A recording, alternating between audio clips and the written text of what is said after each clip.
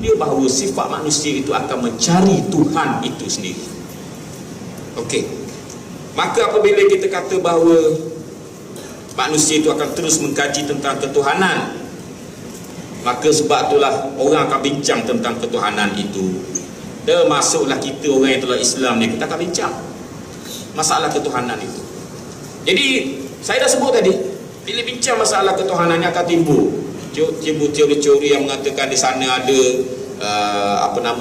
af'alul ibad, perbuatan manusia ni adakah daripada Tuhan ataupun tidak. Timbul persoalan-persoalan, Tuhan ni sebenarnya dia bagi kuasa kat kita ke, kita buat baik, kita buat jahat, maka di situlah bentuk keadilan, kita akan masuk syurga, kita akan masuk neraka, ataupun macam mana sebenarnya.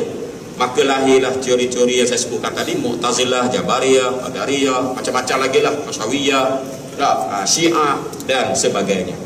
Maka Imam Syafi'i dia hidup di zaman, tak silap saya, ada 7 kelompok pemikiran manusia tentang ketuhanan ini. Imam Syafi'i hidup di kala itu. Tetapi barang diingat bahawa Imam Syafi'i tak sempat hidup dengan golongan Asy'ariyah.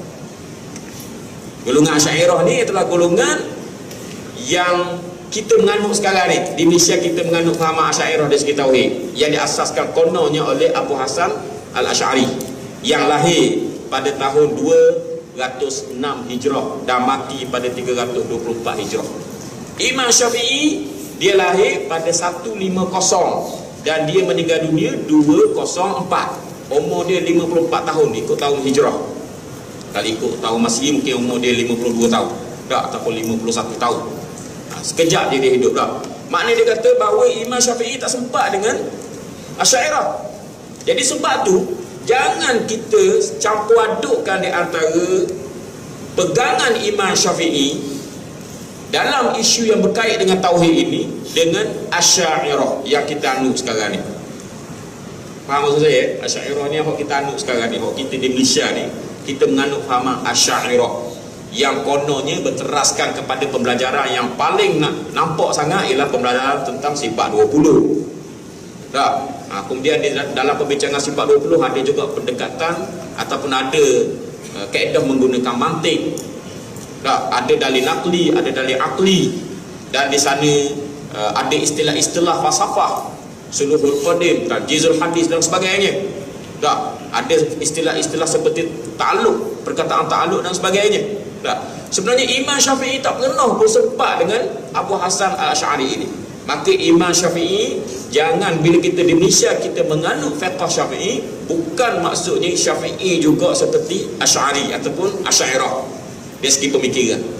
Macam hari ini kita di Malaysia kita menganut fahaman yang mengatakan bahawa sifat-sifat Allah, sifat-sifat Allah yang berkait dengan benda-benda yang seperti tangan, seperti wajah, tak? Kita takwil. Kita jangan kata mazhab Syafi'i pun macam tu juga. Jangan. Lain.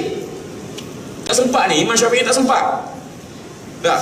Saya nak nafikan bahawa kita menganut Asy'ariyah tu. Jangan kata salah pun saya nak kata begitu. Tapi kita menganut Syafi'i, tapi jangan campurkan dengan urusan akidah dia. Sebab akidah Syafi'i ni dia nampak gayanya, dia tak sama dengan Asy'ariyah dari segi beberapa sudut. Walaupun dalam banyak sudut memang sama, tapi dalam beberapa sudut adalah tidak sama. Begitu.